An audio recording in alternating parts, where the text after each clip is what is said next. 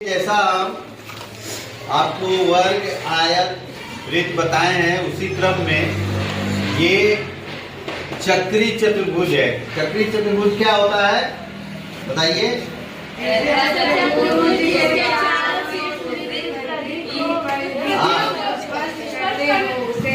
एक ऐसा चतुर्भुज जिसके चारों शीर्ष वृत्त की परिधि को स्पर्श करते हैं उसको चक्री चतुर्भुज कहते हैं।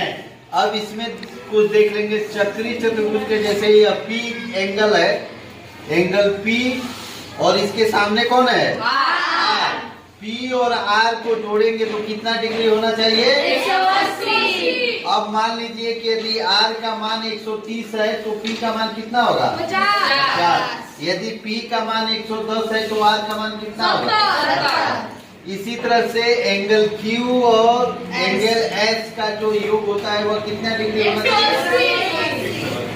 अब सपोज करिए कि इसके साइड से यहाँ बना हुआ है, या ए है या बी है या सी है और डी है, और कोई यह पूछ दे कि ऐसे एक चतुर्भुज चक्री चतुर्भुज जिसकी साइड्स 5 सेंटीमीटर, 6 सेंटीमीटर, 7 सेंटीमीटर और 8 सेंटीमीटर हो तो उसका क्षेत्रफल कितना होगा।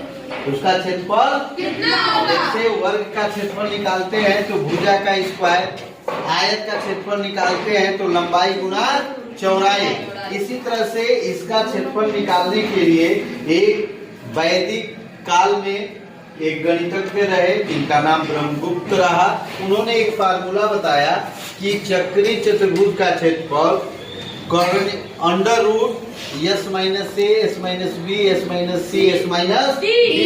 यस क्या है, सभी साइड्स को जोड़ के और 2 से भाग देने पे जो आएगा वो यस है। यहाँ एक एग्जाम्पल बताया गया है, 5, 6, 7 और 8 है, सबको यहाँ जोड़ा हुआ है। जोड़ने के बाद आया है 26, 26 में 2 से भाग देंगे तो कितना आएगा 13। तो यस की वैल्यू कितना हो गई 13। इस फार्मूले पर जब हम यस में से घटाएंगे ए को क्रमशः तो 5, 6, 7 और 8 आएगा। इसको जो आपस में गुणा करेंगे तो अंडर रूट 1680। अब जब अंडर रूट निकालते हैं तो यह 44 पॉइंट समथिंग आएगा और 1681 होता है 41 का, तो इसलिए इसका उत्तर लगभग कितना होगा क्या 41 सेंटीमीटर स्क्वायर। स्क्वायर इसलिए कि ये एरिया है।